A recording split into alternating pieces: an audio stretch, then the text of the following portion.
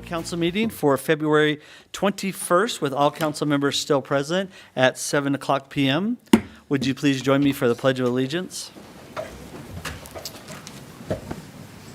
I pledge allegiance to the flag of the United States of America and to the republic for which it stands, one nation, under God, indivisible, with liberty and justice for all.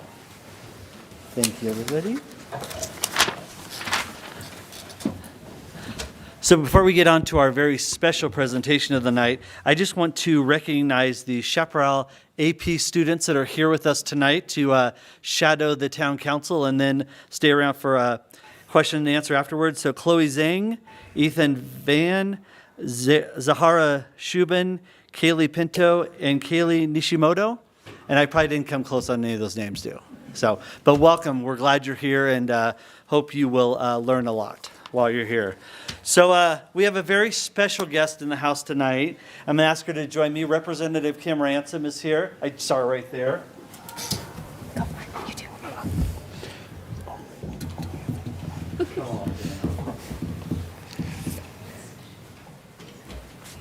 So I think as everyone knows, Representative Ransom, would you call it retired? No. From the Not term limited. was term limited, because you would have gone on and on and on. Ushered out. Well, you know, Kim, you have been our representative for the last 8 years, and there is nobody that has been a better friend to the town of Parker during that 8 years, previous and continues to be a good friend to the town of Parker, and we appreciate you. You know, when we went up to fight against RTD, the first call was to you, and you said, yes, we will sponsor that bill, we will run with it, and we got far. When we went the next year with Senator Smallwood, you were right there with it and supporting us. But you know, your history in Colorado goes way, way, way back. You know, Senator John Evans, who you got your start with, he wanted to wish you well. We see each other in the neighborhood often, and he's ready for you to come back. So if you have an announcement tonight you want to make, click call. No. No, okay. The voters voted in that I need to sit out for 2 years. Okay. Well, we know you were a champion of Tabor. You were on the fight of Gallagher. You stood in the House chambers for 24 hours straight and talked about the right to life and protecting our unborn. Kim, you've been everywhere in supporting Parker. And I think, you know, one of the things that Parker has benefited the most is your full-time involvement on the JBC.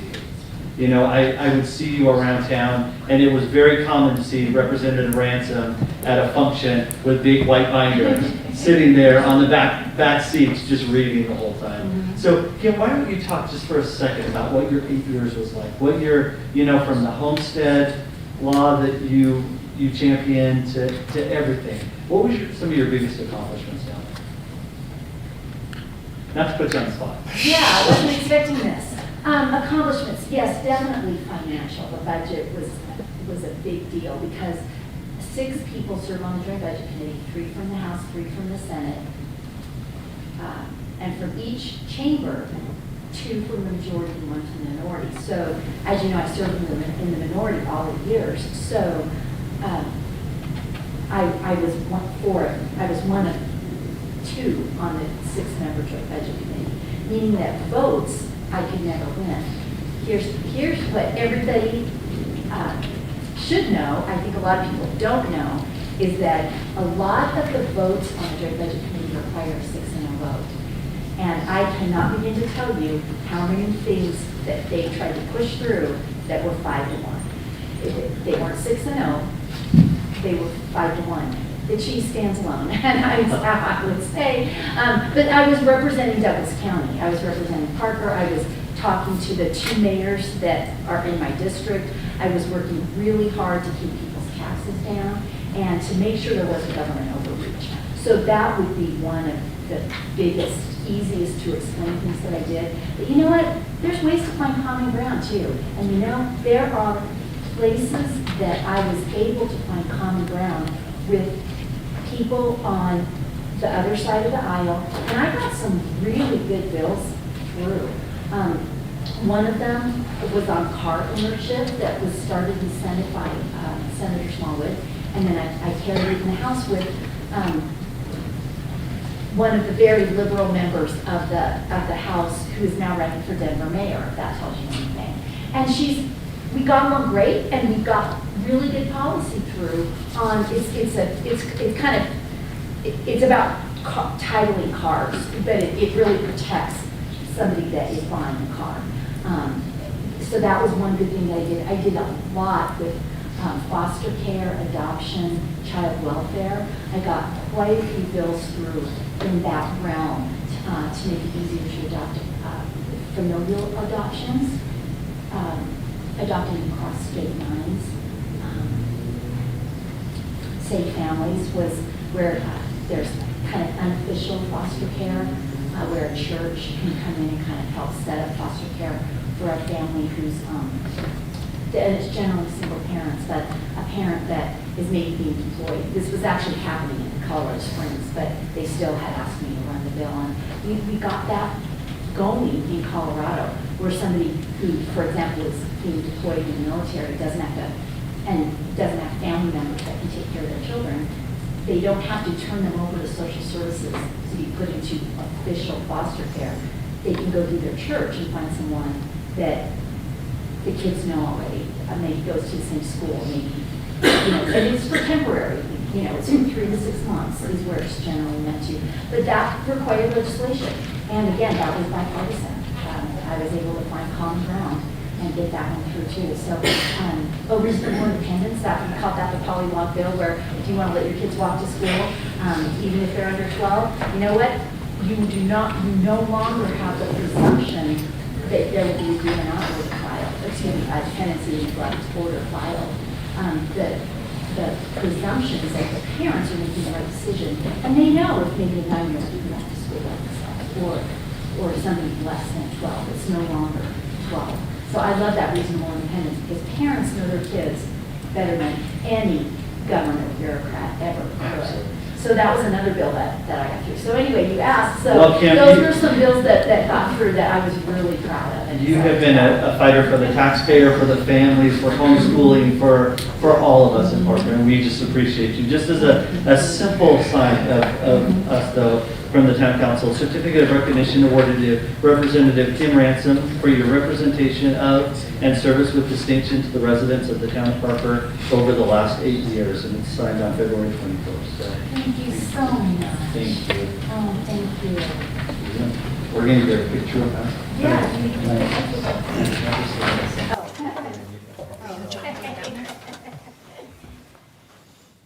Does this work to get everything on the? Yeah, Andy will Andy will tell us where to go. tell us what to do. You want Just to do it.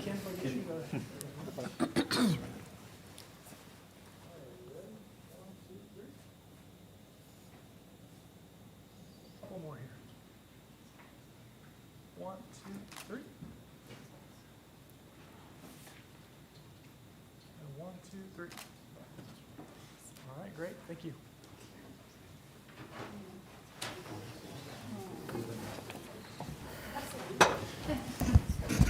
You guys, thank you. Thank you, Kim. Thank you very, very much. It's been Appreciate just a privilege Nice to meet you. work with and for all of you guys. You guys are my bosses, as you know. Good to see you. Oh, yes. No, I remember that. I remember that conversation. Anyway, thanks so much, you guys. You bet. Thank you. You guys, I'm not going anywhere. I still live right here in Denver. You know, if you ever have questions about what's going on at the Capitol or how the state budget works, I can probably help. Fantastic. Thanks, Kim. All right, next up is public comment. Public comment is an opportunity for town residents and other interested individuals to speak on items that are not on the agenda. The comment period is limited to the first 30 minutes of the meeting, and if the House is robust and going, we'll pick it up at the end of the meeting as long as you want to talk. You must sign up ahead of time, and there's no one signed up for tonight, so I'll ask if there's anyone in the public wishing to make public comment at this time. All right, seeing none, we'll get on with the meeting and go to reports, items, and comments from mayor and council. I'll start to my left with Councilman Dyak. Thank you very much, Mayor. On the 9th, E470 Board of Directors met. We had a couple of year-end dashboard reports. Traffic is 95% of projections, so it's coming back. However, the expenses are quite challenging, as I'm sure everybody out there can fully understand. Construction inflation index at the time of our meeting was stated to be up about 81%, and E470 is in a very capital-intensive cycle at this point in time. On the 15th, DRCOG, we had some executive committee elections. We elected our next executive committee, a couple of people that are more familiar to Parker elected people and hopefully Parker citizens. Councilmember Wynn Shaw from Lone Tree became vice chair, and Commissioner Jeff Baker from Arapahoe County became secretary. So it's good to have some local representation there. We talked about federal performance measures regarding pavement and bridge, and interesting conversation. I guess I'll leave it at that. And we talked about some state policy being discussed relative to DRCOG's vision of planning, of aging, and of transportation. And today we had an investment advisory committee meeting. We talked about our quarterly returns and a little bit of policy work, a little bit of cleanup work that will be looked at by staff and brought back to council for discussion and potential approval within the policy manual. That's all, Mayor. Thank you. Great. Councilmember Barrington? Laura, go. Sure. Just because I don't want to steal your thunder. No. I don't know if I have any. Councilmember Hefta, and we'll come back to Oh, Councilmember sorry, I Barrington. don't know if I have any thunder to steal, but but thank you. I did attend the Douglas County Homeless Initiative meeting where we talked about the point in time count, and I did attend a press conference with fellow elected representatives, Mayor Jason Gray of Castle Rock, Commissioner Abe Layden, and the Douglas County Heart team. I also attended the Denver Metro Chamber of Commerce economic update meeting with Councilmember Barrington. I also attended the Colorado Municipal League Legislative Priorities and Update Conference with Councilmember Barrington and Councilmember Wilkes. I also attended the Colorado Municipal League Policy Executive Committee meeting where we voted on some of the matters coming up on Zoom. And lastly, I had a wonderful experience at the Parker Arts Center Saturday night where my family and I and two very well-behaved children, because they swam at the Parker Rec Center previously, which was great, attended the BYU dance performance, Brigham Young University dance performance. And they are almost akin to a professional dance troupe, and they provided dance performance from around the world. So it was really beautiful. And my sons were so well behaved, so that made it great. Thank you. Councilmember Barrington?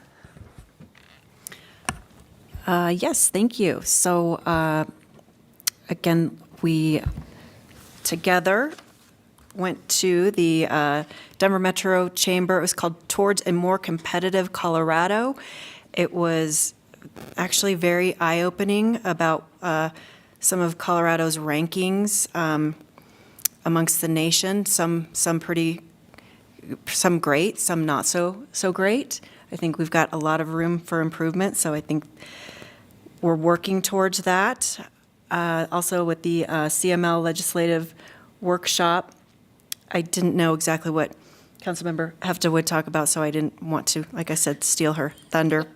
But some of the discussions were affordable housing and land use and the potential legislation. And just for the record, I guess I would just like to say that I would really like to see as municipalities that we maintain control of our own zoning. Hear, hear. Other than that, I will pass the baton. Councilmember Hendricks? Thank you, Mr. Mayor. Recently, Parker Senior Center had a board meeting. Currently, they have 747 members, and they served 760 meals last month. And also, there's a volunteer appreciation event March 7th at Morningstar. Also, I attended Legend SAC meeting. Their Legend's been busy recently with Wish Week, and also current NBA player Derek White was inducted into their Hall of Fame, and he's also a former Legend Titan player. That's all. Councilmember Wilkes? Yeah, so I got to be a judge for the talent show for Encompass Church, which was wonderful. Just getting to see all of the people. I think they had like 30 acts up there, and just getting to see all the talent that's here in Parker was fantastic. And then also doing the CML workshop with Councilmember Barrington and Councilmember Hefta. The thing that I got away from that was how much we really need to focus on water conservation, not just in Colorado, but with our surrounding states that specifically feed off of the Colorado River. And then I got to be a part of the ribbon cutting for the U.S. Bank. Now, U.S. Bank has been here for 20 years, but they had a grand reopening, and they went all out and pulled out all the stops, and it was great to just recognize a longstanding member of our community. So it was wonderful. Councilman Rivera? Thank you, Mr. Mayor. Last week, Douglas County Youth Initiative interviewed 5 teens to take the teen role as the advisory seats on our board.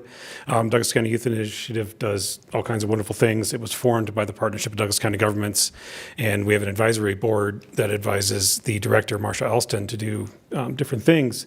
And a couple years ago, we decided it would be important to bring in the youth's point of view. So we have 2 chairs that belong to youth of Douglas County, and we went through an interview process. 27 applicants were in front of us. We narrowed it down to 5 that we interviewed, and it is my pleasure to announce that Connor Bremer will be a member and Isabella Hike will be a member. 2 outstanding, they were all outstanding, but these 2 were above and beyond, and be huge assets to the Douglas County Youth Initiative. I do wish I could have attended the legislative update for CML. It is always incredibly educational.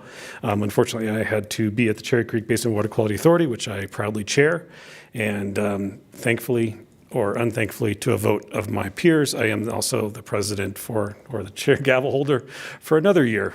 So myself and Topher is my vice chair, will maintain, secretary and assistant secretary will maintain. So I get to chair that for another year, though I did advocate for anybody willing to take the gavel from me that wants more information. Please, please, please come forward. I'd be happy to talk to them and talk to them about what it's about.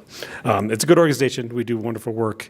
We're getting more and more things in front of us, which I think are beneficial to our region and to obviously Parker, because we do sit on the creek itself, and the creek feeds the reservoir, and so it's a very important organization. Lastly, to Representative Ransom, you're absolutely outstanding. I may not agree with you on everything, but you have been the best representative. You were always there, handing out cards, giving tours of the Capitol. I don't know how many kids went down to visit you to get a tour of the Capitol, but most importantly, your work on the JBC was impeccable. Standing up for the citizens the way you did, and just offering that opinion. I can't thank you enough. Your work there was more than amazing. So thank you, appreciate you. Good to see you in here. Thank you, Councilman, and congratulations on your resentencing. It's good. You need some time off for good behavior, though. Councilmember Barrington? I also wanted to thank you, Representative Ransom. My first election, you talked to me a lot about the Gallagher Amendment and asked if I was going to get asked the question in any of our forums. And I said, oh, no. Well, they'll never ask me that question. Sure enough, they asked me that question. So I was very thankful to get some education before that. Thank you. Great. Anyone else? All right. Thank you, everybody. So I'm going to reserve my updates on what I've done over the last 2 weeks and focus to the gentleman opening the doors in the back. As you all know, tomorrow at the Legend Coliseum is the Legend Unified basketball team against the Parker Police. So I want to hear from our chief of police. You had an extra week off because of the snow. Are our guys prepared to not go 6-0 tomorrow? Ready? All right. Are you playing tomorrow? I might be playing. My cousin's playing. You've got 24 hours. Come on. So we just want to remind everyone, it's a fantastic event. The Legend Unified Sports Team, amazing group. Our Parker PD out there with them. It is a fantastic time. So hope you all come out. I think it's 6 to 7 tomorrow night. But check their website. Don't trust me. So, all right. With that, we will go on to our consent agenda. Consent agenda items are considered to be routine and will be enacted by one motion and one vote. There will be no separate discussion of consent agenda items unless council votes to remove an item for individual discussion. Ordinances on the consent agenda are for introduction only and will not be removed for conversation. So council, you have items 5A through 5D for your consideration. I move to approve consent agenda items A5 through, 5A through 5D. Second. Motion is made by Dyak, second by Hefta. Rivera? Aye. Wilks? Aye. Hendricks? Yes. Dyak? Yes. Barrington? Yes. Hefta? Yes. And that passes 6-0. Before we get into the public hearings, I've got a conflict tonight. I'm going to turn the gavel over to Mayor Pro Tem Dyak to lead. I'll be back in a little bit, but got to go take care of something, so you can get him through the hard stuff. All right, and we have a challenge to hopefully finish before Mayor comes back. But we'll see. So if we rush you, my apologies, but we have a challenge, people. Thank you very much. The next item, public hearings. Item A, Coyle Property Annexation and Zoning, continued from November 7th, 2022, and to be continued to April 17th, 2023. I open the public hearing at 7:21. No, sorry, Mayor Pro Don't have Tem. to do No, that. I need a motion to continue. Continue, If someone okay. could read the motion that's Great. contained in the packet. Mr. Mayor Pro Tem, I move to continue the public hearing to consider ordinance number 2-281 to a date certain of April 17th, 2023, please. Thank you very much. I have a motion by Councilmember Rivera and a second by Councilmember Wilks. Rivera? Aye. Wilks? Aye. Hendricks? Yes. Dyak is yes. Barrington? Yes. Hefta? Yes. Thank you. Motion is approved, 5-0.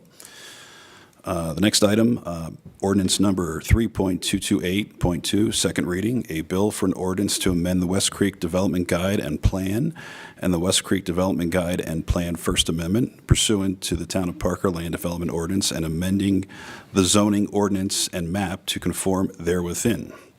I will open the public hearing at 7:22. Ms. Duncan, please. Good evening, council members. Thank you for having us this evening. Julia Duncan with the Community Development Department. Before you this evening is the West Creek Development Planned Development Second Amendment.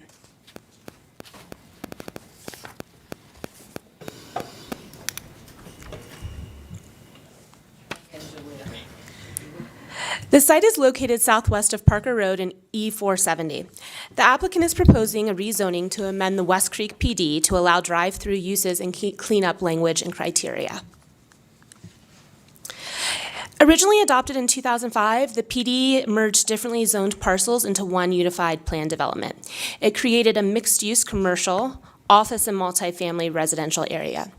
Areas west of 20 Mile are developed with multifamily residential apartments and condominiums. A Big Five sporting goods store, 7-Eleven, gas station, convenience store, and a bank with drive-through lanes were approved between 2007 and 2009. All three site plans were ultimately constructed.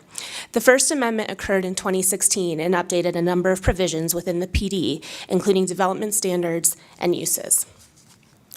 It also modified certain planning areas within the PD, including development standards, land use area boundaries, designations, and uses. The proposed revisions, they'd like the previous R retail land use areas to be relabeled to C commercial in accordance with the Town of Parker's zoning districts in the updated LDO. The undeveloped medical office building land use area would be redesignated as C commercial. The boundaries of the mixed-use residential/commercial land use areas would be revised to reflect the 3.45-acre parcel on which the Spring Hill Suites has been developed. The remnant 1.24-acre parcel would be redesignated as commercial. The new C commercial areas within the PD would be further delineated into two specific planning areas, a planning area 1 and a planning area 2, with limits on specific uses in each area. Development standards have been revised for clarity and consistency within the document and to better align with the proposed updates in the land development ordinance. The West Creek PD is one of the last infill sites on Parker Road between Main Street and E470. In accordance with the town's vision as identified in the master plan, the PD is divided into two distinct land use planning areas, physically divided by 20 Mile Road. Development parcels located west of 20 Mile are designated as multifamily residential and characterized as high-density land uses.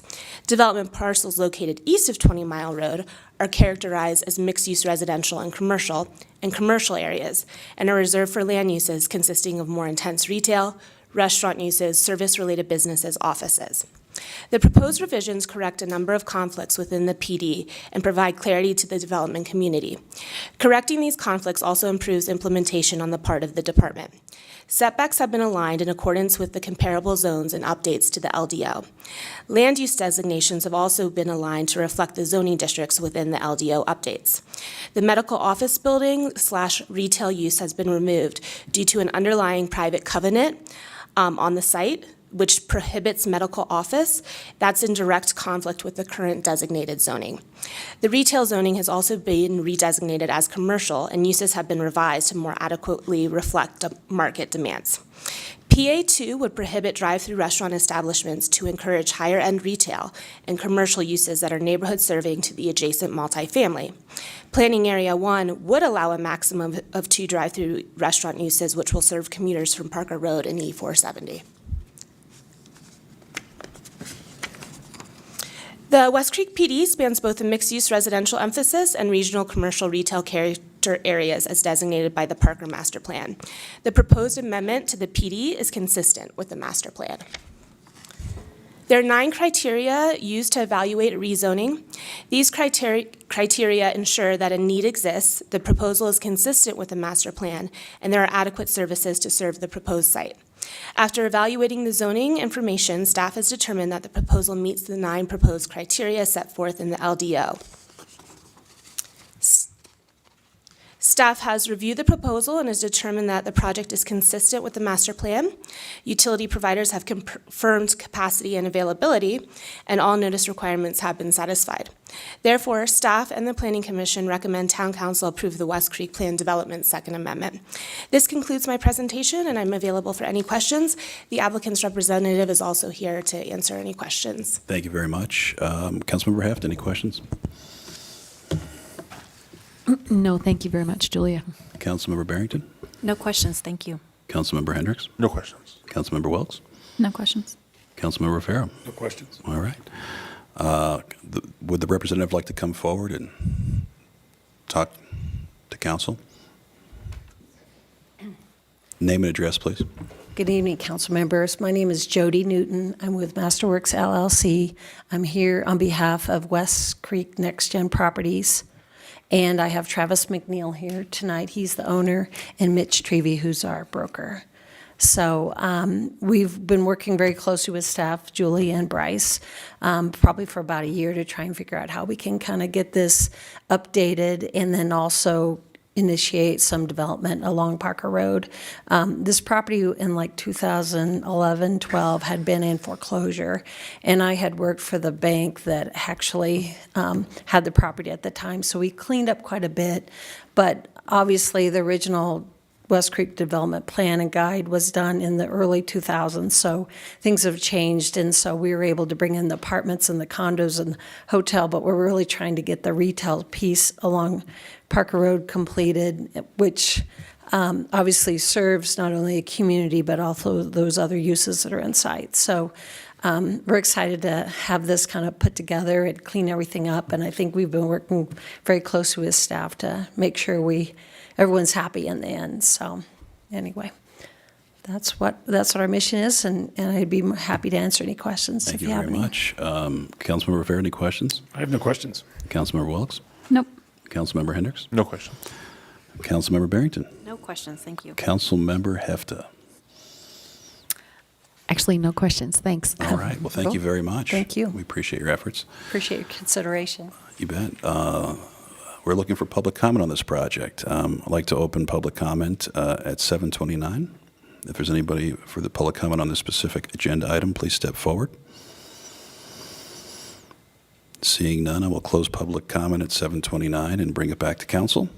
Any additional questions? If not, I am happy to entertain a motion. I will look for head nods. Got just a statement, if you will. Please. I find one that's in accordance with the master plan. It absolutely is identified in our master plan in that area. I will recognize there was a very thorough answer in the analysis and the answers to the 9 criteria with the land development ordinance. I find, just as staff stated, the proposed revisions correct a number of conflicts within the PD, providing clarity to the development community. Also correcting those conflicts also improves the implementation of the part, improves the implementation on the part of our community development staff. I specifically call out 3 criteria in the 9. 1, a need exists for the proposal. I think that's been identified by the change. 2, the particular parcel of ground is indeed correct site for the proposed development. I think that's been stated already. And then 4, there has been significant changes to the area that warrant a zone change. I find the proposed development amendment justified because it is based upon the current market standings demanding and existing site conditions that limit the design options. So it is my opinion that they have met the 9 criteria, and I'll be voting in favor. Thank you very much. Wilkes, Hendricks? No. Barrington? Councilman, I think Councilmember Rivera covered everything. Thank you. I'm sure Councilmember Hefta will add on to Councilmember Rivera's very complete statements. Bookends. Yes. Yes. So I appreciate the traffic study that was done on there by the applicant on that criteria number 5. Adequate circulation exists and traffic movement would not be impeded by the development. Thank you for that analysis. And also to note that the character of the community has changed over the last several decades. And while some folks in the town don't want any type of fast food, I am always surprised that it's extremely crowded when I go. So I'm thinking that a lot of folks in Parker actually like the ability to pop into the gas station, pop in and get some fast food. There are a lot of residents here. There's a lot of construction here. And so if that is indeed built, that'll be an addition for the town, more places to get some fast food. And also thank you for working with the town to come to a reasonable solution on this matter. All right. With comments and discussion complete, I'm happy to entertain a motion. I move to approve ordinance number 3.228.2 on second reading. I'll second. Thank you. We have a motion by Councilmember Wilkes and a second by Councilmember Hendricks. Councilmember Hefta? Yes. Councilmember Barrington? Yes. Councilmember Hendricks? Yes. Councilmember Wilkes? Aye. Councilmember Rivera? Aye. And Councilmember Dyak is aye as well. Motion passes unanimously. Thank you, everyone. The next item, ordinance number 3.355.1, second reading, a bill for an ordinance to amend the Parker and Pine Mixed-Use Development Plan Development Guide pursuant to the Town of Parker Land Development Ordinance and amending the zoning ordinance and map to confirm therewithin. Open the public hearing at 7:33. I guess I did not close the public hearing, so I will close the previous public hearing at 7:33 and open the public hearing at 7:33. My apologies. With that, Ms. Duncan, please. Thank you again for having us. Before you is the Parker and Pine Mixed-Use Development Plan Development First Amendment. The site is located on the southwest corner of Parker Road and Pine Lane.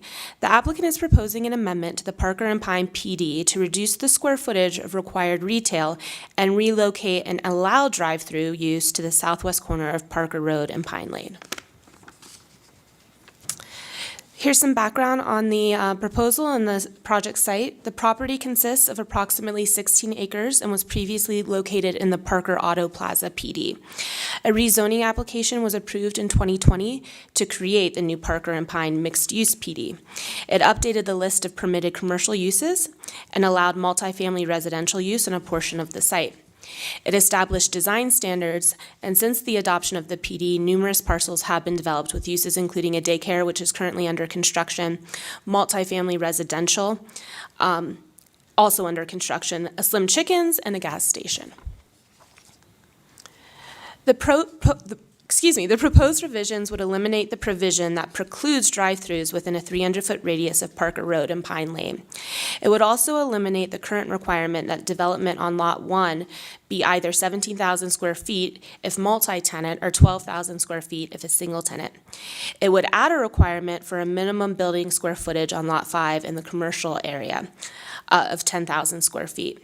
The community development director would be able to approve a reduction in that building square footage on Lot 5 to 8,000 square feet if certain criteria were met. Specifically, if there were two 1,000 square foot minimum outdoor patio spaces, the development would be entirely retail, or the development would be a multi-tenant building. It also amends the PD design standards to add stucco and stone as a permitted material, and bone china and sandcastle to the allowed color palette. The zoning limitations for the commercial area 1 have been revised to more adequately reflect market demands while adhering to the intent of the land use designation of the master plan. Here you can see the two lots within planning area 1. Lot 5 in teal and Lot 1 in pink that the zoning requests to revise. Specifically, it would eliminate the provision precluding the drive-throughs within that 300-foot radius of Parker Road and Pine Lane, and it would eliminate the requirement of the minimum 17,000 square foot multi-tenant building on that lot. It would add a requirement for the minimum building square footage on Lot 5 to be a minimum of 10,000 square feet with those criteria we spoke to earlier, and it would amend the PD design standards. The PD is located within the central commercial district of the master plan, which encompasses the commercial core of the town. Due to its central location with access to Parker Road, Dransfeld Road, and 20 Mile Road, and current land uses, growth in this character area should focus on core retail, services, offices, lodging, restaurants, entertainment, and to a lesser extent, higher density residential. The proposed amendment to the PD is consistent with the master plan.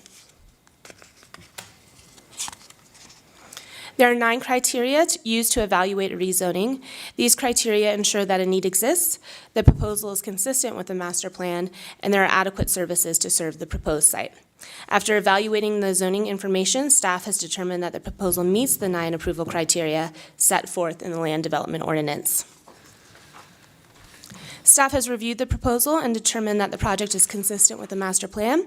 Utility providers have confirmed capacity and availability, and all notice requirements have been satisfied. Therefore, staff and the Planning Commission recommend Town Council approve the West Creek Plan Development Second Amendment. The Parker and Pine Mixed Use First Amendment. This concludes my presentation. I'm available to answer any questions you may have. Thank you so much. Thank you very much. Councilmember Hefta, any questions? No questions. Thank you. Councilmember Barrington? Yes, could you go back to the traffic flow? Could you just tell me, so if I'm understanding, it's not going to affect, the drive-throughs won't affect any traffic on Parker Road. How are they going to be configured? The internal traffic flows are ultimately determined during the platting and site plan process. These are geographic representations of planning areas related to uses within those areas. They're not exact plats of the lots. That's determined through the site plan process, but our engineering department does require a traffic impact analysis and also that all queuing occur on site and that it would not be coming in and off of Parker Road, or there would be a wait line from any proposed drive-through that would go off-site. Thank you. Councilmember Hendricks? No questions. Councilmember Wilkes? Yeah, on the allowing the stone and the stucco and the bone china and the sandcastle to amend our design standards, can you just walk me through that? Absolutely. So this is an unusual PD in that it has its own additional design criteria that are in addition to the town's town-wide design criteria. So our town-wide criteria are applicable across the municipality of Parker. This PD has additional requirements on top of that that were very specific when it was adopted, including material, specific paint color, the kind of brick that was to be used. So the applicant has requested that stucco, which isn't currently in that additional design criteria, be added, as well as the bone china color palette to the existing color palette within the PD. Okay, and because you have more on this than I do, have we had requests like this in the past from other developments, and have we made accommodations and amended our design standards for other developments? I don't know if too many of our other PDs have specific design standards. So the answer Okay. would be no, because this is the only one. Okay, thank you. Councilmember Rivera.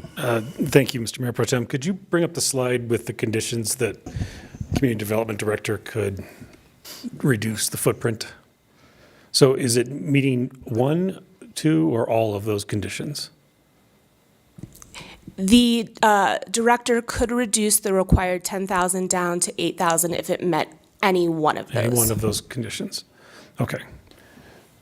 So when we say 1,000 square foot minimum outdoor patio spaces, we're referring to a specific use that would optimize 1,000 square foot outdoor patio? So they could have an 8,000 square foot multi-tenant building theoretically, if they also provided 2 1,000 square foot patios that were attached to that that- 8,000 square foot building. Okay, but they could also have an 8,000 square foot building if they go entirely retail as designated by our Correct. use? Okay, As All right. opposed to if they did another 8,000 square foot Services.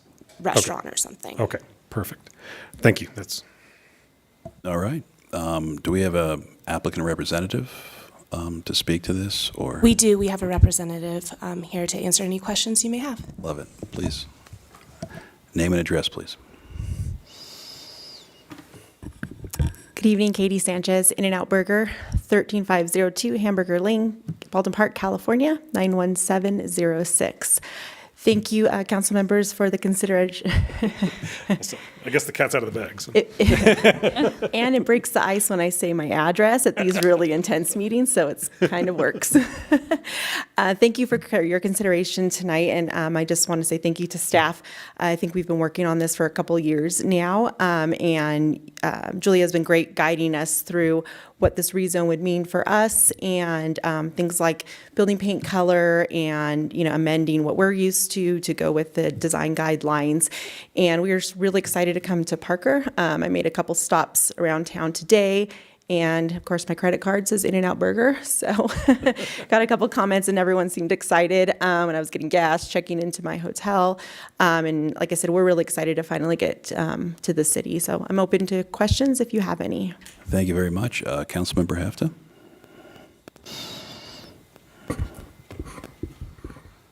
So how long has it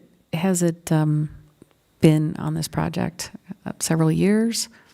I think so. Part of it was during COVID, so I remember working at home on it. So I think it's been about 18 months, 2 years maybe, here and there, so. And that In-N-Out Burger is going to be close to the Slim's Chickens, is that correct? Mm-hmm. Relatively close, so that if you wanted to go to one, you could go to the other, kind of. On there, I was upset that they didn't have any salad on their menu, but that's an aside. Thank you very much. Yeah. Councilmember Barrington? I love to ask this question. Do you think that the town staff or town council just rubber stamps everything that comes across us? No. Not at all? No. After 2 years, is that what you're trying? Okay, thank you. I was trying to prove a point. All right. It's been a difficult 2 years for development in general, I would say, which I'm sure you know about working with different cities, and everyone kind of went their own paths in the last few years. So Yeah. both on city-wise and then on our side too, working all over the place. Thank you. Councilmember Hendricks? No questions, thank you. Councilmember Wilkes? No questions. Councilmember Rivera? Thank you. Appreciate you being here, and thanks for letting everyone know. It's nice to finally know if we can speak of it and whatnot. My other question is, could you talk a little bit about as your expansion happens? And I know that we're here with a mixed-use PD amendment, and I'm wondering if you could talk about maybe the anticipation that this site has versus the first site in Lone Tree, and then the traffic problems, because that's what everybody's talking about. Yeah. The Californians that have moved here are very, very excited, and some of us that visit California are very maybe excited for the burgers, but everybody's worried about the traffic implications. Can you talk just a little bit about that? Sure. Those were our first two stores, obviously, in the state. And when we've gone to other states before, there's been, huge lines in Texas when we opened. I think there was about a 14-hour line, but that calmed down within, I don't know, the first 6 months or so. I don't know if any of you went to our bigger openings in the state, but we spend hundreds of thousands of dollars on traffic control. We plan months before. We hire outside traffic control, sometimes off-duty police if they are available to join us. If not, then we have our own outside crew of motorcycle uniformed traffic control team that comes out, directs traffic.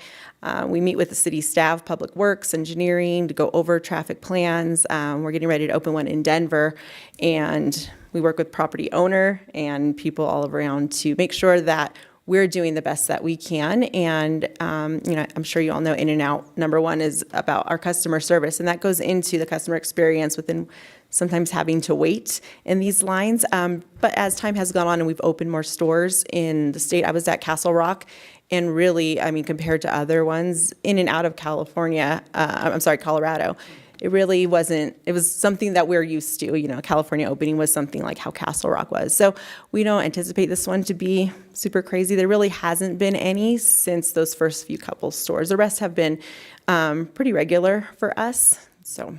Thank you. I appreciate you answering that. And I know it is a PD amendment, but we do have the fifth criteria, which states the traffic circulation. So I believe it applicable. Thank you for answering. Thank you. My only question is, are we going to have palm trees in Parker? It's funny that you asked that. Because I saw them in Colorado Springs, but I don't know if I've seen them in any other In-N-Out burger locations kind in of Colorado. off topic, but I personally working on with the owner on figuring out a way to maybe add some artificial cross palms, especially since there's been some recent announcements of us going even more south. And the cross palms that you saw, I believe they were maybe in Aurora. And another store out here, but I can't remember which one it was. We were trying to have cross palms, live ones here. We tried different heating elements, and it just didn't work. Yeah. Yeah, so Understandable. we want them here. I've been working on these faux cross palms since Colorado Springs opened, and the owner said, where are our cross palms? So we're getting close. We're working with Disney, working with different people, high level, to try to get them here, especially. So I appreciate your efforts in being here. Thank you very much. thank you. We'll open up to public comment on this item at 7:47. If anybody has public comment, please step forward. Seeing none, we will close public comment and bring it back to council for discussion of statements or deliberation. I'll look to Councilmember Hefta first. Just pointing out a few issues, or matters on the 9 criteria. Number 2, the parcel of the ground is indeed the correct site for the proposed development. Again, you've conducted, there's been extensive market research and site investigation on the proper place for the In-N-Out Burger in the town of Parker. Next to another fast food establishment is always helpful for folks coming off E470. There have been significant changes in the area to warrant a zone change. Number 4, the market conditions and consumer demands have definitely changed since 2020. You've noted that in your analysis and findings, and I would agree with that as well.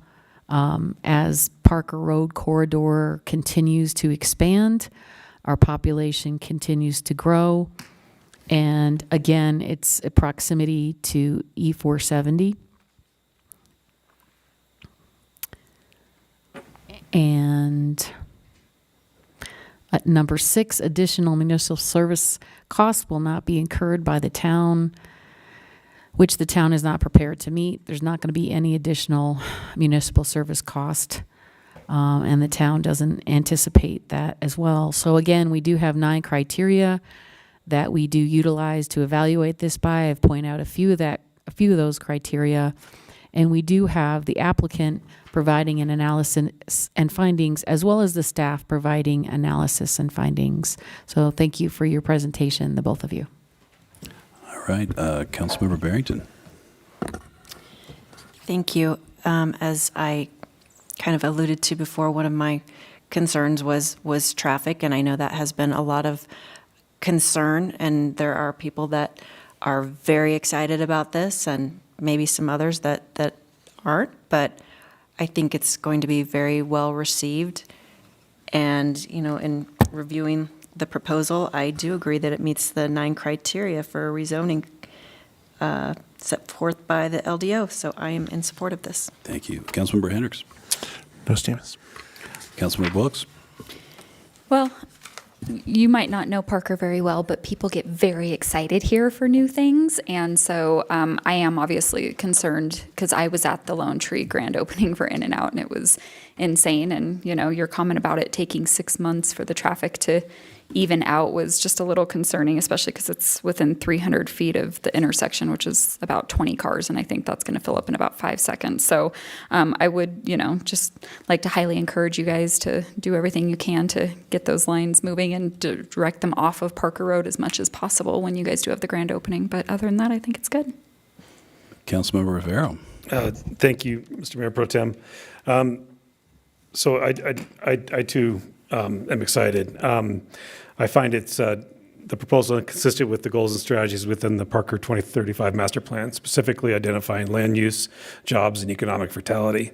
The project provides opportunity for future expansion of the town's economic basis in an appropriate location, has bus access with close proximity to alternate transportation sources. That's out of the Planning Commission report. Identifying the criteria for the land development ordinance, specifically criteria number 1, the need exists for the proposal. Criteria 2, the parcel of ground is indeed the correct site for the proposed development. I agree that Lot 1 is a better site, larger site than Lot 5, and then adequate circulation. I agree with the applicant's analysis and findings. The larger size, and I paraphrase, the larger size and location of the Lot 1 will provide sufficient on-site and off-site area to promote organized and efficient traffic movement throughout the site as we allot the site for us and also for the adjacent developments. In other words, this move will be less impactful to their neighbors. I believe it's good forethought, it's good planning, and I'm in favor of this ruling. All right, thank you very much. With deliberation and comment section concluded, I'm happy to entertain a motion at this point in time. I move to approve ordinance number 3.355.1 on second reading. I'll second. Thank you. A motion by Councilmember Hendricks, second by Councilmember Barrington. Rivera. Aye. Wilks. Aye. Hendricks. Yes. Barrington. Yes. Hefta. Yes. And I am a yes as well for unanimous 6-0. Thank you very much. We'll close the public comment at 7:52. I'm sorry, close the public hearing at 7:52. The next item, Track Q, annexation and zoning. We will open the public comment the public hearing. My apologies, everyone, at 7:52. Rookie. I don't have to enunciate the public hearings at the other two chairs that I do. My apologies. Gotta go faster. Mr. Matthews. Thank you, Mayor Pro Tem, members of council. As noted, before you tonight is an annexation and zoning for Tract Q, Meridian Tract Q, and an exemption plat.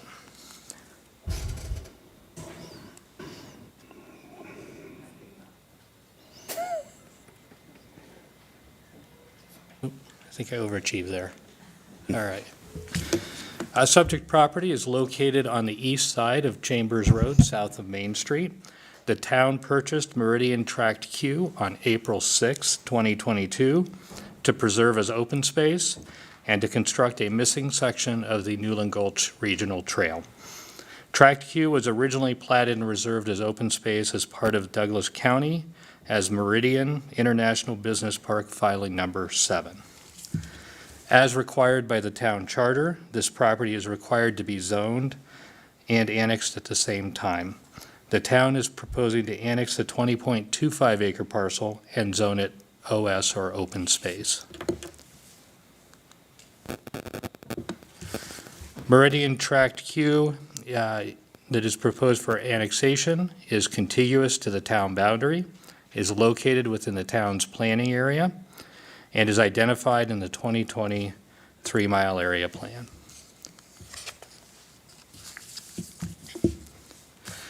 The Open Space Trails and Greenways Master Plan is an element of the Parker 2035 Master Plan. The Open Space Trails and Greenways Master Plan sets forth values for properties to acquire and preserve.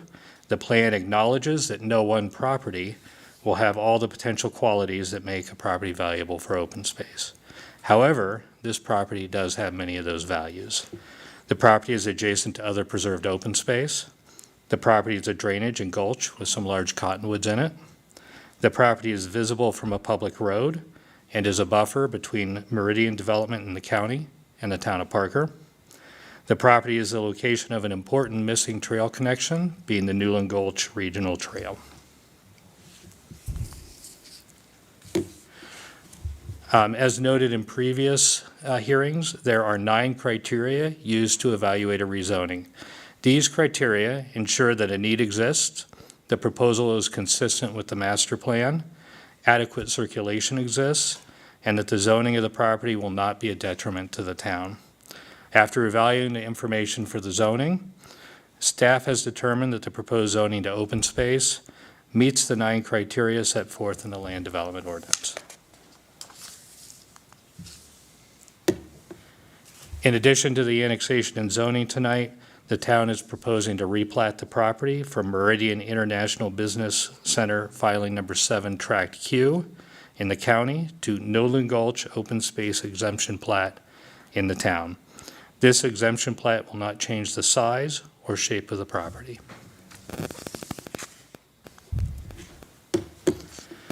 Staff has reviewed the proposal and has determined that the project meets state and town annexation requirements and is eligible for annexation. The proposed zoning is consistent with the master plan, and all notice requirements have been met. Therefore, staff recommends that Town Council approve Resolution 23-008 regarding eligibility of annexation, Ordinance 2.283 annexing Meridian Tract Q, Ordinance 3.369 zoning Meridian Tract Q as open space, and Resolution 23-009 for the Newland Gulch Open Space Exemption Plat. On January 26, Planning Commission recommended Town Council approve the zoning of the property to open space. This concludes staff's report. As always, I'm available for any questions you may have. Also, Brett Collins with the Parks, Recreation, and Open Space Department is here. Thank you very much, Bryce. Councilmember Barrington, questions? No questions, thank you. Councilmember Hefta? Yes, thank you, Bryce, for your presentation. Could you talk about some of the significant changes to the area to warrant a zone change?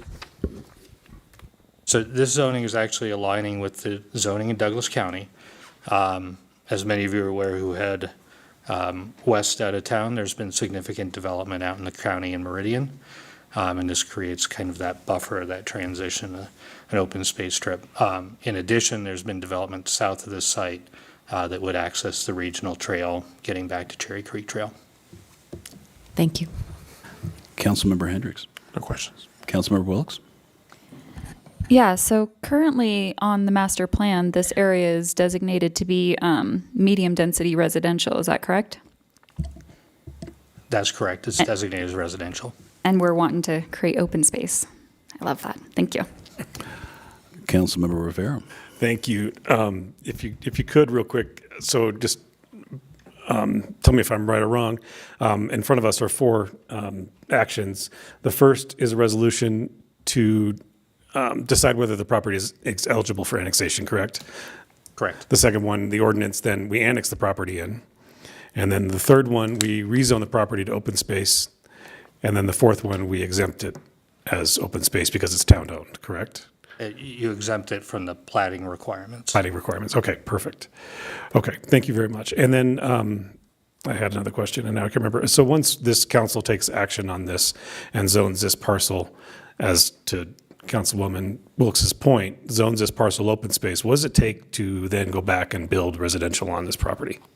So when a property is open space in the town, it requires a vote of the people to become not open space. So the citizens would have to go and go back and say, we want to sell this to apartment builders. Yep. Awesome. Thank you. All right. With the town of Parker being an applicant, there is no applicant representative. We already talked to Mr. Matthews. I will open public comment at 7:59. If anybody has comments on this agenda item, please step forward.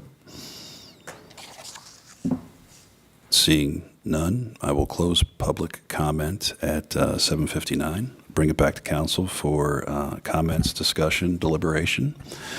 Councilmember Hendricks? I'm good. Councilmember Wilks? Councilmember Rivera? No questions? Councilmember Barrington? No questions or Councilmember Hefta? Just wanted to state that anytime, as Councilmember Wilks mentioned, we can preserve open space in Parker for our citizens and not have additional density on that land is a good thing.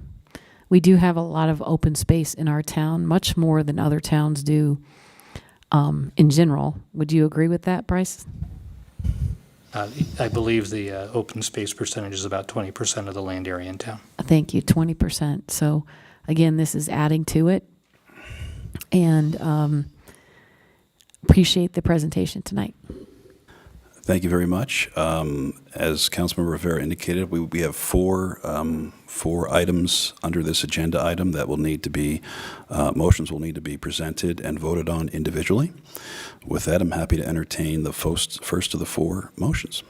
Mr. Mayor Pro Tem, I move to approve resolution number 23-008, please. Second. Thank you very much. We have a motion by Councilmember Rivera, second by Councilmember Hendricks. Councilmember Barrington? Yes. Councilmember Hefta? Yes. Councilmember Hendricks? Yes. Councilmember Wilks? Yes. Councilmember Rivera? Aye. And Mayor Pro Tem Dyak is a yes for a 6-0 unanimous vote. Thank you. Happy to entertain another motion. Mr. Mayor Pro Tem, I move to approve ordinance number 2.283 on second reading, please. Second. Thank you. Motion by Councilmember Rivera, second by Councilmember Hendricks. Councilmember Hendricks? Yes. Councilmember Wilks? Aye. Councilmember Rivera? Aye. Councilmember Barrington? Yes. Councilmember Hefta? Yes. And Councilmember Dyak says yes, unanimous 6-0. Thank you. Mr. Mayor, Mr. Mayor Pro Tem, I move to approve ordinance number 3.369 on second reading. Second. Thank you very much. Councilmember Rivera, motion. Councilmember Wilks, second. Councilmember Rivera? Aye. Councilmember Wilks? Aye. Councilmember Hendricks? Yes. Councilmember Barrington? Yes. Councilmember Hefta? Yes. And Councilmember Dyak says yes for 6-0 unanimous. Thank you. Mr. Mayor Pro Tem, one last one. I move to approve resolution number 23-009, please. Second. Thank you. Motion by Councilmember Rivera, second by Councilmember Wilks. We'll go Councilmember Hefta. Yes. Councilmember Barrington? I like how you're mixing this up. Hey, I'm just trying to mix Keeping it us up. all on our That's toes. right. Councilmember Hendricks? Yes. Councilmember Wilks? Aye. Councilmember Rivera? Aye. And Councilmember Dyak is yes for a 6-0 unanimous. I will close the public hearing at 8:02. Thank you, everyone. The next item, item 7, Tantera filing number 1. We'll open the public hearing at 8:02. Who do we have? Mr. Matthews, thank you. Thank you, Mayor Pro Tem, members of, If I could just clarify, it's not a public hearing. There will be public comment, but no public hearing. I was on a roll, though. I know, you were I had it loving all it. lined up and everything. It doesn't say that I'm cascading from the public hearing into something else. All right, okay, we're not opening the public hearing, so we'll continue without that. thank you, Mayor Pro Tem, members of council. As noted before you tonight is a public meeting for Tantera Filing 1, final plat, subdivision agreement, and a partial waiver request and annexation agreement amendment. For the application tonight, the subject property is located on the south side of Hess Road between Chambers Road and Motzenbacher Road. The applicant, North Parker Investments LLC, is requesting the approval of a final plat for Tantera Filing Number 1. Filing 1 is the first final plat, creating infrastructure and tracks, implementing the Anthology North sketch plan and preliminary plan for Segment 1.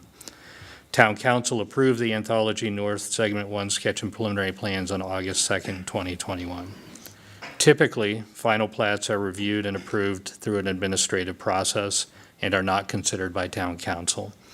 Town Council is hearing this final plat because there is a partial waiver request associated with the concurrent subdivision agreement.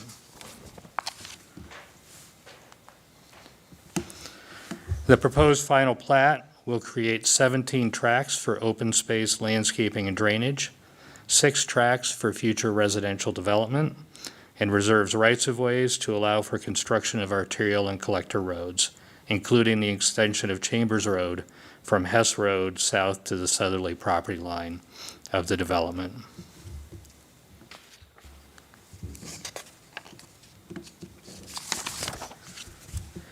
The subdivision agreement is agreement between the town and the property owner in which the property owner agrees to build public improvements related to a new subdivision.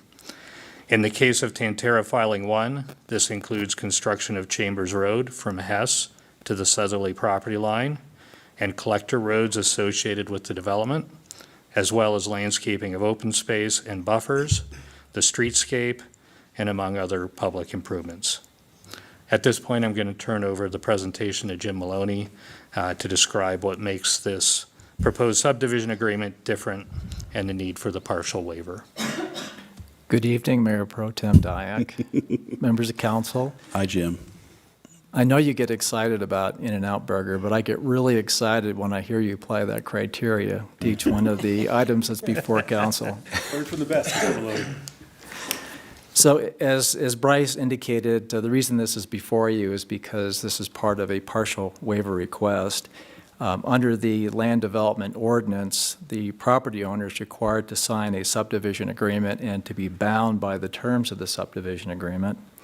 The purpose of the subdivision agreement is to obligate the property owner to construct the public improvements and to financially secure that obligation with cash or a letter of credit in amount of 110% of the estimated cost of the public improvements.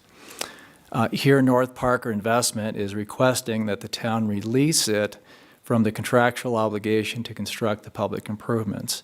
Specifically, North Parker is requesting that the town, one, consent to the assignment of the contractual obligations to construct the public improvements, including Chambers Road, to a developer that does not own any of the real property, which is the subject of the final plat before you this evening. And two, fully release North Parker from the contractual obligation to construct the public improvements, including Chambers Road. The town council cannot approve the final plat and the subdivision agreement unless the town council waives the land development ordinance requirement that the landowner is contractually obligated to construct the public improvements. Town council is authorized to approve a partial waiver if the town council determines that, one, the partial waiver is in the best interest of the town, and two, does not impair the intent and purposes of the land development ordinance.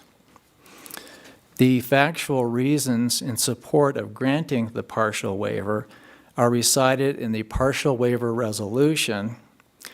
This is the first agenda item that the town council must approve before the town council can consider approving the final plat and the subdivision agreement, which are the second and third items on the agenda for town council's consideration. The factual basis to support the granting of the partial waiver can be summarized as follows. The builder that was going to purchase and develop the 6 development tracts that Bryce discussed with you when going through the final plat withdrew from the purchase of these tracts. North Parker is willing to move forward with the final plat and subdivision agreement without the builder. North Parker is also willing to retain ownership of the 6 development tracts until the market conditions improve in the future. This is provided that North Parker is not contractually obligated and responsible for the construction of the public improvements. The developer, Tantera Development 2 LLC, will assume the obligations under the subdivision agreement, including the obligation to construct the public improvements, provided that the town council consents to the assignment of these obligations to the developer, which is the fourth agenda that's before you tonight for your consideration. The Cherry Creek South Metropolitan District Number 5 will provide the town with approximately $36 million. The developer will provide the town with approximately $6 million in the form of cash and letters of credit. These funds will be used to secure the construction of the public improvements. The final plat and the subdivision agreement will not go into effect until these funds are provided to the town. So you approve tonight. The developer has 30 days in which to present these funds to the town. If that does not happen, that will negate your approval tonight of the documents that we're going to go through. If the developer fails to construct Chambers Road and the town funds are used to complete Chambers Road, North Parker has agreed to reimburse the town.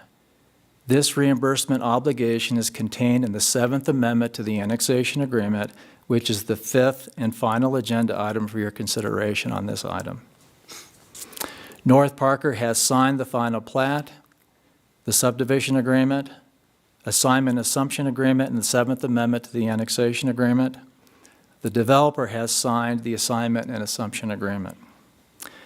Tom Williams is going to address from the staff perspective whether the contractual obligation to construct the public improvements, including Chambers Road, are adequately secured.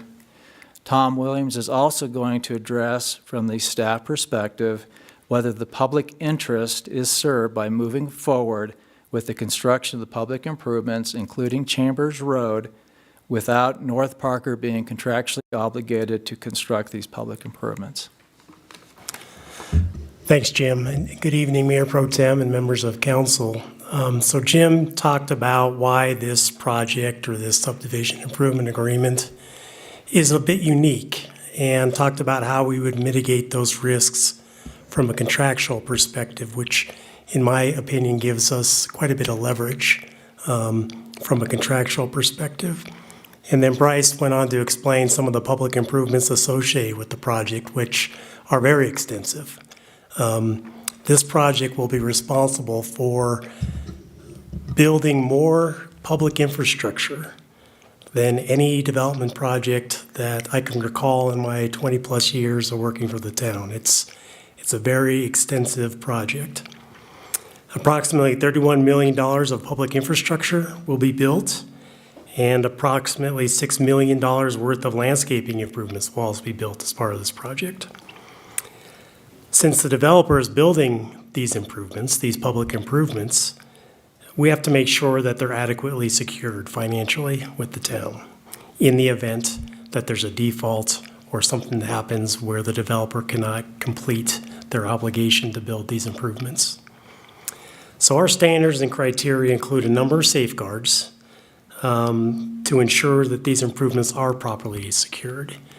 First, we require that engineering cost estimates are prepared for all the public improvements prior to us approving the plat. The engineering cost estimates not only include construction, but they also include what we call soft costs, construction management, mobilization, surveying, testing, things of that nature, which add up to about 20% of the overall construction cost estimate. We also require that a 10% contingency be added to the public improvement cost estimate, and this is to address any unforeseen issues that may arise during construction so that we have a bit of a buffer on top of what's estimated by their engineers. Once that estimate is prepared and finalized, prior to us recording the final plat, they are to post 110% of that cost estimate. So again, that's a pretty good buffer from a construction perspective, and gives us 20% plus to deal with any type of construction issues that may come up during the project, should the town have to step in and fulfill those obligations. So of the $37 million that we're receiving in financial security, approximately one-half of this is dedicated towards the construction of Chambers Road. So about roughly $18 million of the total security is for Chambers Road. So in the unlikely event that the town would have to step in and complete these public improvements, we would probably focus on completing Chambers Road, right? Because that's a regional improvement, something that we want to get constructed no matter what. Then from that point on, we would continue to complete the other public improvements as resources and funding was available through the security that they've provided the town. We're not obligated to build all the public improvements, if there was a default or we had to step in, but we should have enough security to build at a minimum Chambers Road, and more than likely everything based on the conservative estimates and contingencies that are built in to the cost estimates. So staff does believe that the public improvements will be adequately secured. To go on to the second point that Jim wanted me to discuss, and that goes towards the public benefit. So the greatest public benefit the town realized from this project is obviously the construction of Chambers Road. But it's not just the construction of Chambers Road, it's accelerating the construction of Chambers Road. Chambers Road is one of the only north-south roadways that extends from the northern corporate limit to the southern corporate limit, with the exception of Parker Road. That's why Parker Road is as busy as it is today, is because it's the only currently roadway that allows you to traverse north to south in a single roadway segment through town. So Chambers Road, once it's completed between Crowfoot Valley Road and Bayou Gulch, Crowfoot Valley Road and Hess Road, this will provide a significant relief to Parker Road. And it would also provide a significant relief to some of the other roadways that are in this area. And this will allow us to keep up with not only the continuous growth within the town, but in unincorporated Douglas County, as well as in Elbert County, and all the residents that traverse through the town to get to and from the Denver metro area. So originally, the property owner, developer, was only responsible to build the half section of Chambers Road on their property. With these agreements in place, instead of the 3-lane section, the developers agreed to build the full width section, which is a 6-lane section. This will relieve the town and our engineering department from having to widen this section at some point in the future as part of a capital improvement project, which we've had to do on Chambers Road north of Hess Road as it goes through Horse Creek and goes up to Main Street. This is a huge benefit for us, the town, not only from a resource perspective, but from a cost perspective. If and when we get to the point of having to widen this section of Chambers Road in the future, the costs obviously are going to be much more expensive, and it's going to cost the town a lot more in funding. Now, we didn't get this for free. The developer didn't do this out of the goodness of their heart.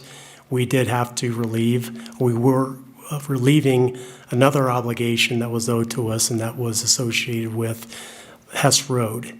The portion of Hess Road that's adjacent to the Tantera development, they were obligated to reimburse us for that half section of Hess Road that's in place today. If you look at the numbers, financially, the town is better off for getting that reimbursement compared to what they are going to be spending on widening Chambers Road as part of this development project.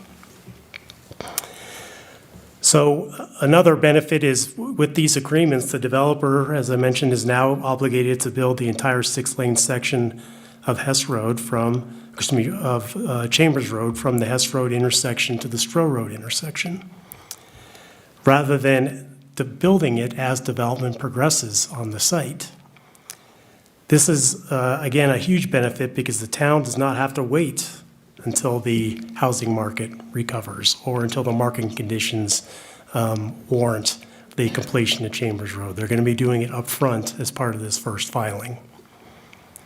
There are also a number of other public benefits associated with this project, including the town receiving over $7 million towards the dendritic stabilization of the drainageways within Tantera, which is going to be subject to the town passing those funds over to Urban Drainage and Flood Control District, or the Mile High Flood Control District, which is on your agenda this evening with an IGA approval.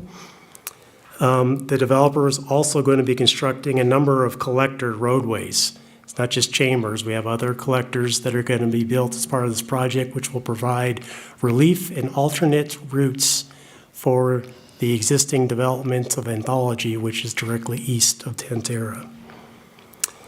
So the majority of the improvements that will be built as part of this project are considered either regional or sub-regional in nature, which means that they're not only serving their development project or the property, they're also serving neighboring businesses, homes, as well as areas outside of the town and in the county, Douglas County and Elbert County. So it's truly a regional, sub-regional type of project that's going to benefit a lot of folks, not just the developer and the development. So that summarizes the financial security and the financial and public benefit for the town. And so with that, I'd like to turn it over to Bryce to provide some recommendations and then to conclude our presentation. Thanks, Tom, Mayor, Pro Tem, and Council again.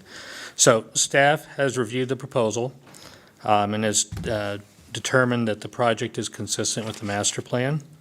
Project meets the minimum requirements of the Land Development Ordinance and the Anthology North Plan Development. The proposal aligns with the Anthology North Segment 1 sketch and preliminary plans, provides adequate access, infrastructure, drainage facilities, and design considerations. As Tom Williams noted, there's a public benefit to this. All referral agencies' comments have been met, and public notice requirements have been met. Therefore, staff recommends Town Council approve Resolution 23-012 to allow for a partial waiver, approve Tantera filing number 1, final plat, the subdivision agreement for Tantera filing number 1, resolution number 23-013 regarding an assignment and assumption, and the 7th amendment to the Stroh Ranch Hess annexation agreement. As always, staff is available for any questions council members may have. Also, the applicant is present as well tonight. Thank you very much. Council, any questions for staff at this point in time? Councilmember Hendricks? None. Councilmember Wilkes? Just one. On the original agreement, was there a set time frame that they had to get the public improvements completed by? So with the original annexation agreement and the waivers that had been approved by Town Council a few years ago, Chambers Road had to be completed from the Hess Road intersection down to the Bramwell Drive intersection, which is a collector road that they're going to be building, so approximately 2/3 down within the property itself. That would have to be built as part of the first final plat. The balance of Chambers Road would have been constructed as part of what we call Segment 1B or 1C, which is further south within the Tantera development. And so there was really no trigger other than as development occurred on the property and went south, that would trigger completing Chambers Road from Hess Road down to the southern property line. Okay. Okay, thank you. Councilmember Rivera? Thank you, Mr. Maloney. Good to see you, sir. Good to see you as well. Could you talk just a little bit about if this isn't approved tonight, or if this frankly negotiation and deal wasn't, what would happen? Where would we be? Where would the developer be? Where would Chambers Road be? What is obligating the developer to be in the room tonight asking for this?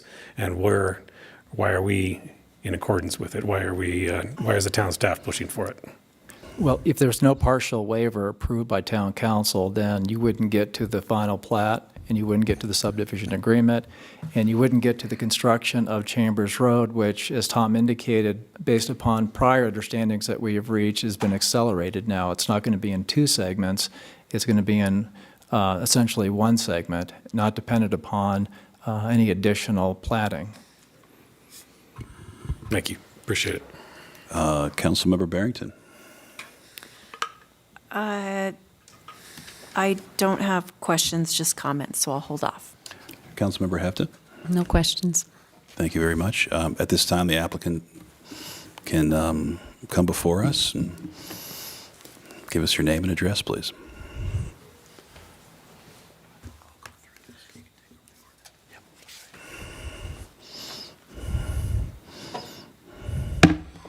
Chris Elliott on behalf of Tantera. I have a very long, drawn-out presentation, so I'd like you all to lean back and relax a little. We're looking forward to it. Oh, good. Yeah. I'm excited to be here. I think this is the last time we have to come in front of you for this particular project, at least the first 1,500 units here. We've done a good job of getting everything done, and it's been an arduous process to get to this point. You throw in a pandemic and a market crash, and try to figure out a way through that and make it work, and step up as a part of the community to do things that need to be done, and we're excited to do it. But I got to tell you, we couldn't do it without the people that are here behind me. Bryce and John and Brett and Kristen and particularly Tom and Alex, who went way out of their way to think far outside of the box. In fact, the box was over there, and we were over here trying to figure out how it was that we were going to make this work, because we were going to have to figure out a way to fund all of these improvements, and there's wheelbarrows full of cash out in the lobby right now to cover that. But it was going to be a lot of work. And Councilman Rivera's favorite, the dendritic design, was particularly daunting, but again, even the Mile High District stepped up, and we were able to work through that, and I'm actually excited to see what that's going to look like when it gets done. So with that, I would, of course, be happy to answer any questions. I also want to a special shout out to that part-timer who was up here making the presentation. He's exceptional, and it was his thinking outside the box with Kelsey and Kristen that helped us as well to get where we are, and we couldn't be more happy. So please approve this. Thank you very much, Mr. Elliott. Council, any questions for Mr. Elliott this time? Council Member Hefta. No questions for Mr. Elliott, but just want to thank you and our Public Works and Engineering for forging ahead and finding a way to get these matters reduced to writing so that a future developer, a future builder will understand the requirements for this entire subdivision. Thank you. Councilmember Barrington. Thank you, Mr. Elliott. I'm going to save my questions for comment time. Is questions? It is now. Questions now. No, I have Comment comments, later. no Okay, questions. thank you. Sorry. Appreciate It's it. late. Councilmember Hendricks. No question. Councilmember Wilkes. None. Councilmember Rivera, Mr. Dendritic. No Please. dendritic questions, no infrastructure questions. All right. Well, Mr. Elliott, thank you so much for working with us. It's always great when the town and development professionals such as yourself can work very collaboratively to solve a common or a public interest. And appreciate your efforts going through this, because it's very challenging on our end, and we just enjoy working with people who want to solve problems. Thank you. It's a true partnership. And by the way, we're going to fit you all for gold shovels and have a little event out there. How's that sound? All right. Sounds great. Thanks. All right. At this time, I will open up to public comment at 8:28. Anybody with public comment on this item, please step forward. Seeing none, I will close public comment at 7:28. Bring it back to council for comments, deliberation. Councilmember Barrington. Yay, I get to go first. Yeah. Wow. The collaboration that has gone into this project, it's like trying to put a square peg into a round hole. And it's just, I mean, not only was the developer, Mr. Elliott, not obligated to build the entire road until the development was completed, they agreed to build the whole thing at once when we did have a good economy. Then everything fell apart. Then the builder backs out, and you still figured out a way to get this to move forward. So thank you. We thank you. The town thanks you. And we are excited to get our gold shovels. All right. Councilmember Hefta. I'm just going to build a little bit upon what Councilmember Barrington stated. She stated that the builder pulled out of building this entire tract of houses. And so you still have the owner of the property and the town. And so that the owner of the property and the town had to come to an agreement as to how we were going to go forward with these matters. So a little thought here. Right now, the U.S. inflation rate is about 6.4%. Colorado inflation rate is 6.9%. Why did the builder pull out in the grand scope of what is happening? What is the big picture right now? Why did this builder pull out? Well, you've got housing inflation, transportation cost inflation, labor cost inflation, construction cost inflation, cost of materials. And the cost of raw materials, such as lumber and steel and building materials, has risen dramatically over the past several years. Home builders now are bearing the brunt of these inflation costs, and trying to tame this inflation may take some time. We are not due economically to have our deflation decrease to about 3.4% to perhaps maybe 2024 or after. So home builders right now are in a tough spot. And so when this home builder pulled out, the parties, the town and the landowner came together to try to solve this problem for the next builder that's going to come along and buy these parcels and develop this tract of property. So just some thoughts there that this will eventually correct itself. We will eventually get a builder on these properties. It may take some time though, because this is part of the larger whole of the inflation that we have here in Colorado. And just to give you an idea, the cost of living in Colorado is 34% more expensive than the national average. So our home prices are up in Colorado. Everybody wants to come here. We live in a beautiful state, and Parker is part of that beautiful state. Thank you. Councilmember Hendricks. I just want to say thank you. This is a big deal for Parker, getting Chambers Road extended, and thank everyone for your efforts, staff and the developer. Thank you. Councilmember Wilkes. None. Thank you. Councilmember Rivero. I too want to thank the team on this. Absolutely amazing.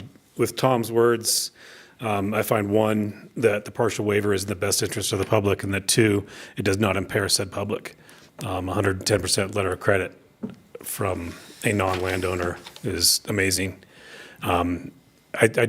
I know Tom said it wasn't in the best interest of the heart, but I've got to believe that there's some good heart over in that team, because you guys are absolutely amazing. We go out and we dump dendritic development on you guys, and then we go back and we say, guess what, you got to move firehouses, and we go back and we do this, and we go back and say, oh, we need 6 lanes and not 3, and every single time you've stepped up. And I wish the public could understand the partnership that happens between developers and their town, because they see homes being built, but they don't understand how much work goes into it. So I thank you guys for being in the room tonight. I thank you for sitting down with Mr. Maloney and Kristen and her team, and obviously our directors and the management staff. Is just absolutely amazing. So again, a job well done, and I look forward to the golden shovel also. All right. So as Mr. Maloney indicated, there are 5 motions at this time. I am happy to entertain the first of 5. I move to approve resolution number 23-012. Second. We have a motion by Councilmember Hendricks, a second by Councilmember Rivero. Rivero? Aye. Wilkes? Hendrick? Yes. Barrington? Yes. Hefta? Yes. And Dyak is a yes, unanimous. Thank you. Next motion. I move to approve the Tantera filing number 1 final plat based on staff findings. Second. Thank you. We have a motion by Councilmember Hefta, a second by Councilmember Barrington. Rivero? Aye. Wilkes? Aye. Me? Hendricks? Yes. Thank you. Barrington? Yes. Hefta? Yes. Dyak is a yes, unanimous 6-0. Thank you. I move to approve the subdivision agreement Tantera filing number 1 based on staff findings.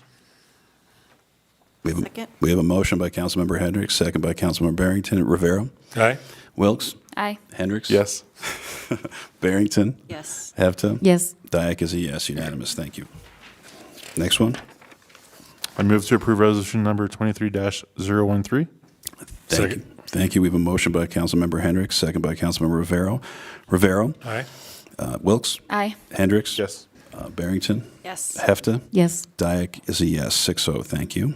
And the last one? Mr. Mayor Pro Tem, I move to approve the Seventh Amendment to the amended and restated Stroh Ranch Hess Annexation Agreement, Northern Property, please. Second. Thank you. We have a motion by Councilmember Rivera, second by Councilmember Hendricks. Rivero? Aye. Wilkes? Aye. Hendrick? Yes. Barrington? Yes. Hefta? Yes. Dyak is a yes, 6-0. Thank you very much. We appreciate your efforts, everybody. With the mayor now back in the House, I will turn the gavel back to him, and he will take us home. You are more than welcome to keep going. This is a nice break. Tried to get done before you got back. I know. I was out in the hallway for a couple minutes. So. All right, the first of our ordinances, number 8A, ordinance number 9.353 on second reading, a bill for an ordinance approving the grant agreement for therapeutic recreation scholarships by and between the town of Parker and the Board of County Commissioners of the County of Douglas. You are not Megan. Oh, no, I'm not. But you're a very good substitution. No, she's off playing golf tonight, so Yeah, nice. I'm her fill-in. You're that bus Maybe not tonight. Well, she probably is in some simulator somewhere. Can everybody hear me okay? Yep. Yes? Yep. Okay. Thanks, Mary. Good evening, Mayor and Council. I'm Mary Colton, Parks and Recreation Director, and I'm excited to be here tonight to share the good news with you once again that the Therapeutic Recreation Program, which is part of the Parks and Recreation Department, is the recipient of 2 mill levy grants. The Douglas County Developmental Disabilities Mill Levy Grant Program, or DDML, is funded through a 1 mill property tax that was established back in 2001 and is dedicated to individuals with intellectual or developmental disabilities. The majority of the mill levy funds are dedicated to the Developmental Pathways Organization, and about 5.5% is dedicated to the grant program. The DDML Advisory Council reviews and makes recommendations for funding to the Douglas County Commissioners. And next slide. The 2022 grant awards for funding in 2023 included 28 entities in Douglas County totaling $444,158 in awards. The Parks and Recreation Department received 2 grants this year, one for scholarships for individuals, families, and groups to receive free or discounted access to recreation facilities and programs in the amount of $12,620.20. And the other for the adaptive safety and swim instruction to teach important life-saving skills utilizing individual treatment plans in the amount of $6,762 for a total grant award for Parks and Recreation of $19,382.20. So with that, the Parks and Recreation staff recommends the approval of 2 ordinances. Ordinance number 9.353, the grant agreement for therapeutic recreation scholarships by and between the town of Parker and the Douglas County Board of Commissioners. Excellent. Madam Town Attorney, I can take these as one for conversation, but 2 motions. We need to open up the public comment period for both. For So both, let's okay. start with 9.353 because that's how we set it up on the agenda. All right, so let's go to staff questions. You can ask staff questions on both, but we'll open up public hearings. Councilman Rivera, we'll start with you. No questions, Mr. Mayor. Councilmember Wilkes? No questions. Councilmember Hendricks? No questions. Councilmember Dyak? No questions. Councilmember Barrington? No questions. And Councilmember Hefta? One question. Compared to other towns in Douglas County, how did Parker do on the amount of that grant award? I think we did well. There's more and more, I'll call it competition for the dollars and the available amount of funding in Douglas County, so it becomes very competitive each and every year, and more competitive each year because of all of those entities. But I think we fared quite well, and we typically do because the county is very aware of the program and its success and how many people we've actually served over the years with the provision of these grant funds. It's a pretty rather extensive application for the grant funds. Yeah, it's an extensive grant application. that we have to provide a lot of background and numbers and information. And You have an excellent grant writer. I'd like to say so, yes. Is it you, Mary? Partially, yes. Thank you, Mary. Thank you. All right, we will open up the public comment for ordinance number 9.353 on second reading at 8:39. Anyone wishing to make public comment on this ordinance? See none, we'll close it at 8:39. Can I open up the public hearing on the second one? No, you need to go ahead and. All right, trying to shortcut here. You want me to help him out with that? Because I know. I had a heck of a time. John and I had early on when already you weren't worked here. this all out, yeah. All right. So we've been- All right, with that, we'll bring it back to council for any final comments. Councilman Rivero. None. Councilman Wilkes. I just want to say I love this program, and I love that there's a way that we can give back to the people in our community that might not have programs like this in other communities. So thank you. Thank you. Councilmember Hendricks. No comments. Councilmember Dyak. No comments, thank you. Councilmember Barrington. I also think this is such a positive step for our community and a great partnership. And just with even everything that's going on in Douglas or in Castle Rock with the hotel, I just think this is wonderful. So definitely in support of this. Thank you. And Councilmember Hefta. Just a few facts to mention here. March is considered Developmental Disabilities Awareness Month, and a 1% property tax mill levy is dedicated to the services for persons with developmental disabilities, and this was established in 2001. Douglas County distributes 93% of the developmental disabilities mill levy funds to support developmental pathways. The county's community-centered board retaining about 5.5% for a competitive grant program, which Parker applied for. Thank you. Excellent. With that, council will entertain a motion on ordinance number 9.353. Mr. Mayor, I move to approve ordinance number 9.353 on second reading, please. I'll second. Motion was made by Rivero, seconded by Barrington. Rivero? Aye. Wilkes? Aye. Hendricks? Yes. Dyak? Yes. Barrington? Yes. Hefta? Yes. And that passes 6-0. Next up is ordinance number 9.354 on second reading, a bill for an ordinance approving the grant agreement for adaptive water safety and swim lessons by and between the town of Parker and the Board of County Commissioners of the County of Douglas. Any final thoughts, Mary, on that? No, that was part of the overall Okay. presentation, so just approval of. I thought they'd make me go final. back through the whole thing, so yeah. All right. Council, any questions Mary, on this if you program? could, real quick, how many years have we, I know that Laura stated it's been going since 2001. Have we annually submitted for this grant and received this grant? Since 2008. Since 2008. Thank you Yes. very much. Randy, anybody else? All right, well, Laura, questions? No, I just appreciate that adaptive water safety and swimming scholarships are going to be available for persons with developmental disabilities. Swimming is so important overall in the big picture. Thank you. We will open up the public comment for this at 8:42. Anybody wishing to make public comment on ordinance number 9.354?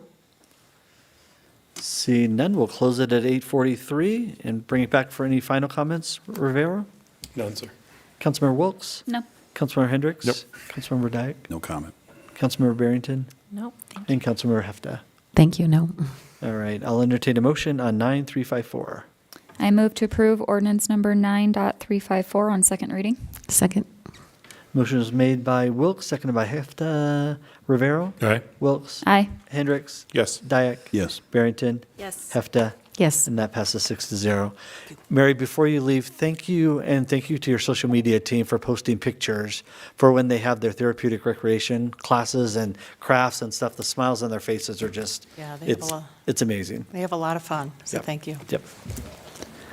All right, up next, ordinance number 9348.1 on second reading, a bill for an ordinance approving the First Amendment to agreement regarding design and construction of a development improvement project for drainage and flood control improvements for Stroh Gulch upstream of French Avenue, Tantera, Town of Parker, by and between Urban Drainage and Flood Control District doing business as Mile High Flood District and Town of Parker, agreement number 22-03.35A, project number 107465.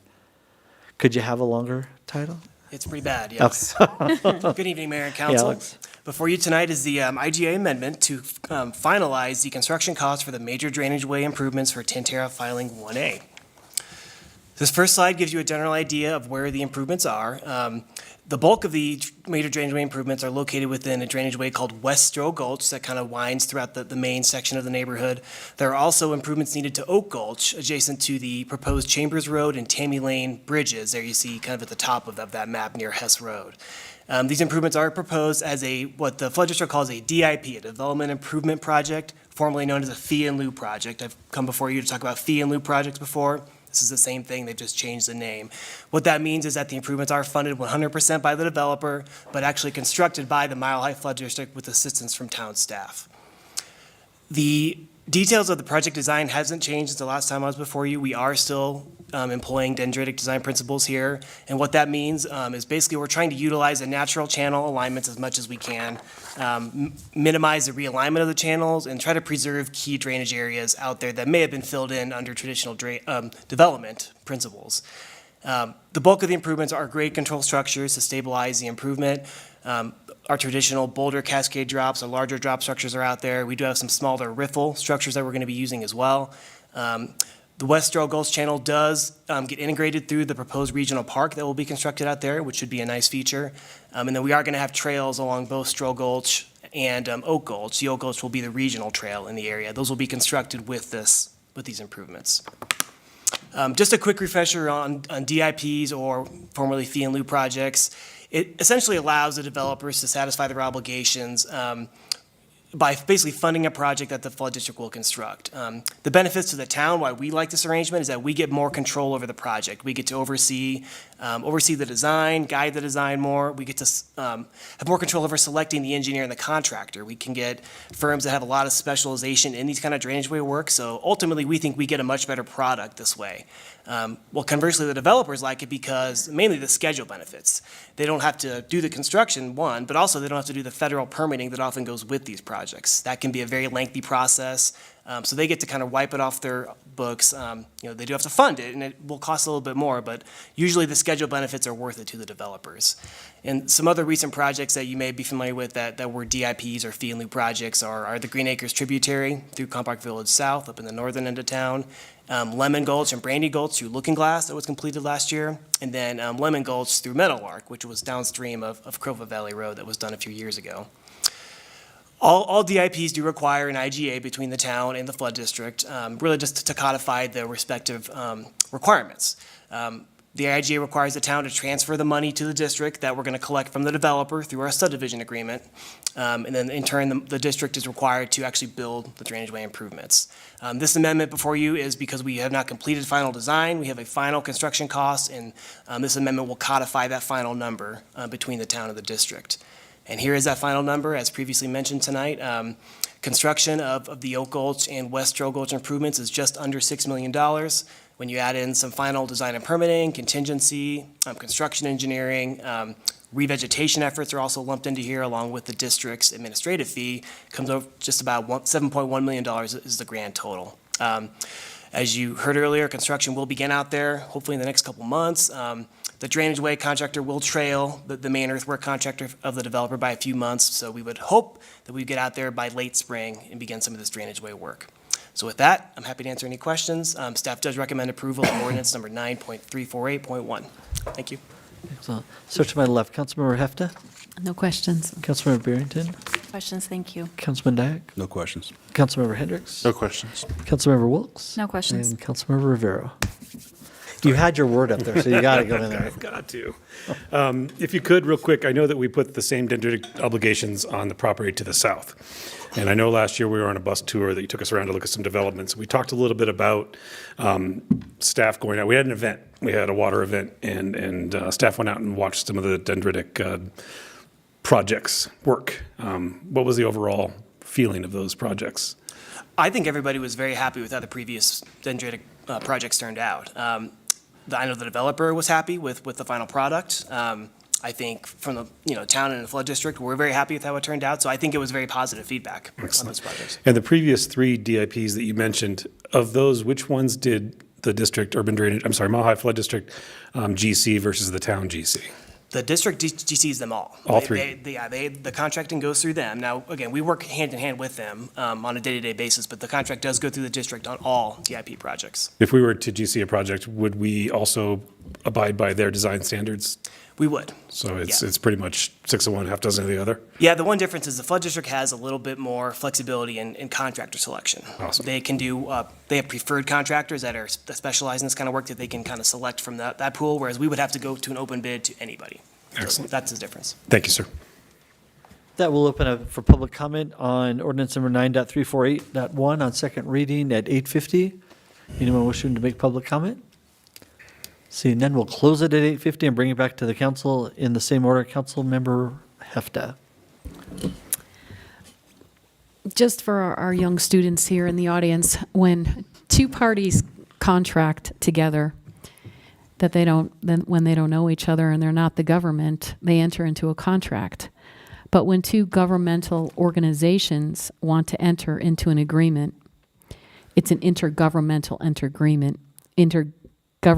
agreement. It's not necessarily a contract, but it lays out the duties and obligations between the two parties. And so in this particular case, the town of Parker has entered into an intergovernmental agreement with the Mile High Flood District to construct improvements to several gulches that we have. And this will become important later on down the road as the developer, a new developer, will be funding the improvements, will be codified and collected by the town through the subdivision agreement for the Tantera development. So I just wanted to point out that in a development for new homes, you have the town of Parker, you might have another governmental organization, you have the developer, the landowner, the builder, and they're all working together to create this development, but we have to take into consideration stormwater, drainage, all types of things in that. So everybody's working together as a team to bring a development to the town to get these houses built in the long run. And so our Public Works and Engineering Department here at the town is a big part of that. And they work with other governmental entities to make that happen. Thank you. Councilmember Barrington? No comments. Thank you. Councilmember Dyak? Just a comment of reference, dendritic, mentioned 6 times tonight. Councilmember Rivera, that's all. Not done yet. Councilmember Hendricks? I can't follow that. No comment. Councilmember Wilks? No comment. Councilman Rivera? Thank you. I've been a proponent of this for a long time.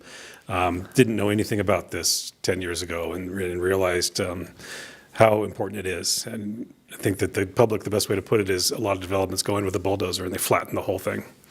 And then they put in a huge amount of concrete to move that water off of those impervious surfaces and back into a creek, which creates velocity and volume and causes more damage down the way when we can just let Mother Nature do what she does and has done for millions upon millions of years and eons upon eons and move that water naturally. So we were a huge proponent, and that was what you heard earlier with the developer in the room. We dropped this on them and said, what do you think? And they were hesitant, and we pushed and we pushed and we pushed. And now we've had recognition from different authorities. I think recognition from Mile High, recognition from the state. This is an incredible development, and I'm glad that we've gone forward and held our own on this. So thank you. With that, council will entertain a motion on ordinance number 9.348.1. Mr. Mayor, I move to approve ordinance number 9.348.1 on second reading, please. Second. Motion is made by Rivera, seconded by Hefta. Rivera? Aye. Wilks? Aye. Hendricks? Yes. Dyak? Yes. Barrington? Yes. Hefta? Yes. And that passes 6-0. Next up is ordinance number 1.574 on second reading, a bill for an ordinance conveying certain real property by easement to Parker Water and Sanitation District for Salisbury Park. Thank you, Mr. Mayor. Before the council tonight is a request from Parker Water and Sanitation District for a sanitary sewer easement dedication in the east side of Salisbury Park.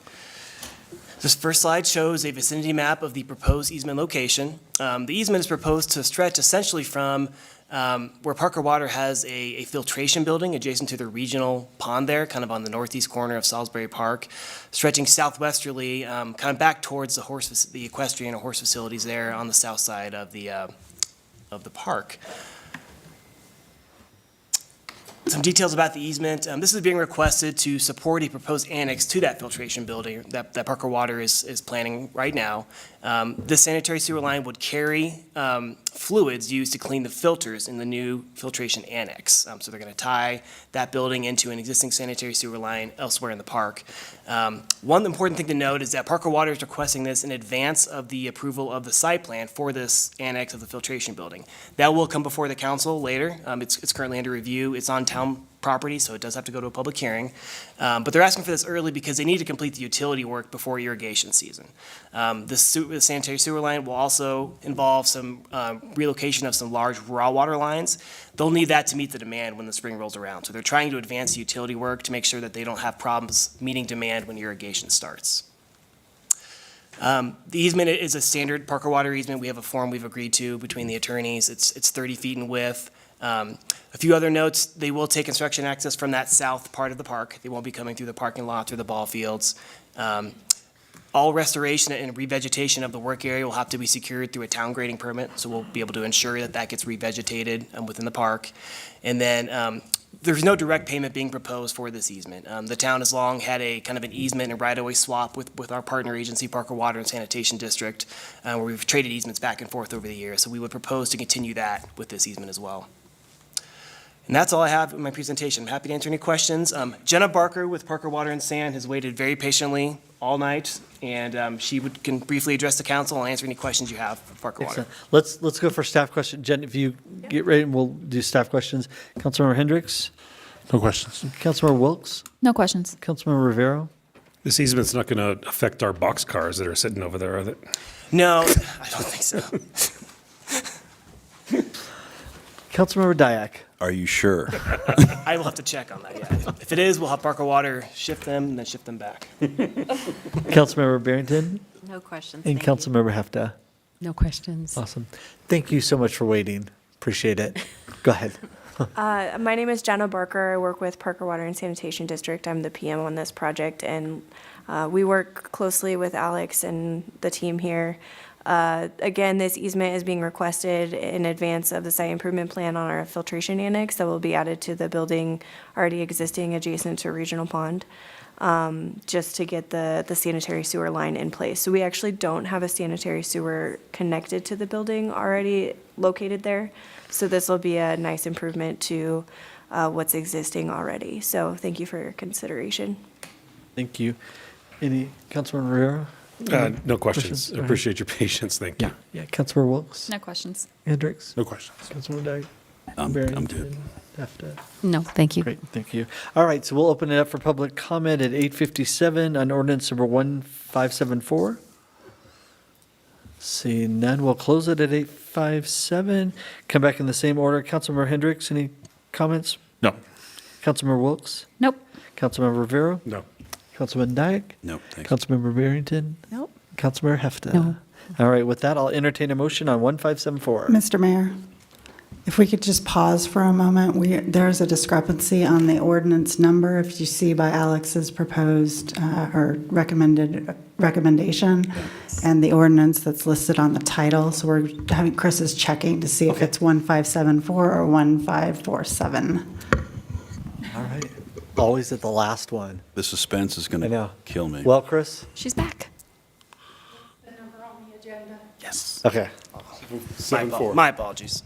So Alex, I think that's Chris 1, Alex 0. So just if we're keeping score. You have to bring donuts tomorrow. I think we're good. All right, so I'll entertain a motion on ordinance number 1.574. I move to approve ordinance number 1.574 Second. Motion is made on by second reading. Barrington, seconded by Wilkes. Rivero? Aye. Wilkes? Aye. Hendricks? Yes. Dyak? Yes. Barrington? Yes. Hefta? Yes. And that passes 6-0. With no other business before the Parker Town Council, I'll entertain a motion to adjourn. So moved. Second. Motion is made by Rivera, seconded by Wilks. Rivera? Aye. Wilks? Aye. Hendricks? Yep. Dyak? Yes. Barrington? Yes. Hefta? Yes. And we are adjourned at 8:59. I need to make sure I look at you.